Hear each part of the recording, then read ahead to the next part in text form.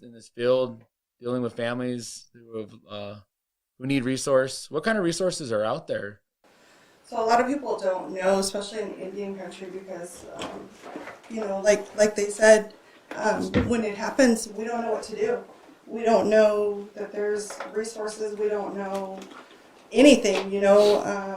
So there's Cal Advocates for the Missing is one thing.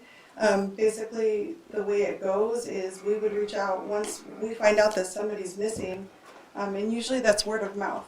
So once we find out that somebody's missing, it depends on what area. For example, with OS, we would reach out to the family or whoever is the point of contact, and let them know what we do. And so you can get professional help. There's many different organizations like Cal Advocates for the Missing, and what they all should be doing is press releases. If you need press releases, organize searches, and have not only the Native community but the outside community. There's lots of people that are willing to help volunteer and look. If you have the resources, if you have the funding, of course there's drones and search dogs that you can do. Not everybody has that type of money, but the main thing is to get awareness, get social media, get the news involved, because when you do that, everything spreads. It's kind of like a trend. If something is hot, everybody picks it up, right? Well, if you get this out there, that's the best way to get something to spread.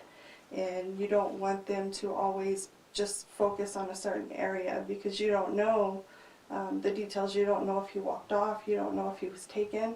You don't know if he, you just don't know. So we want it to spread. We want this to be not only San Diego County, Riverside County, Imperial County. You want it to go out there. There's also the sheriffs. The sheriffs are supposed to be doing certain things. There's steps. They're supposed to enter him into NAMUS. Then there's the DNA that you can get and put into the database system. Like I said, there's many different resources, but not everybody knows that. What is NAMUS? National database, and it's not just Native Americans. It's everybody. Everybody. Okay. It's national. So there's men, women, children, and once it gets into that database system, basically the way it goes is if OS was to be pulled over, if he was out walking or anything. Red flag. Yeah. So if somebody picks him up, if law enforcement stops him, normally they're going to run our name, right? And that would immediately pop up and say he's a missing person.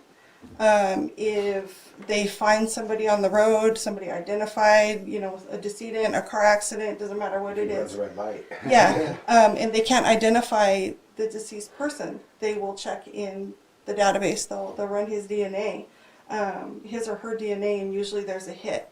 And so NAMUS is a great resource as long as people enter the information. But if you don't enter the information, or the information is incorrect, then it kind of narrows it. A lot of times Native Americans, the ones that are mixed like me, we're light skinned, so automatically they would say, oh, it's a Caucasian person.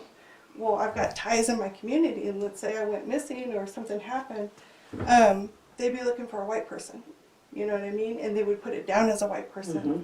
So that's kind of, every system has its flaws. That's definitely one of them within NAMUS.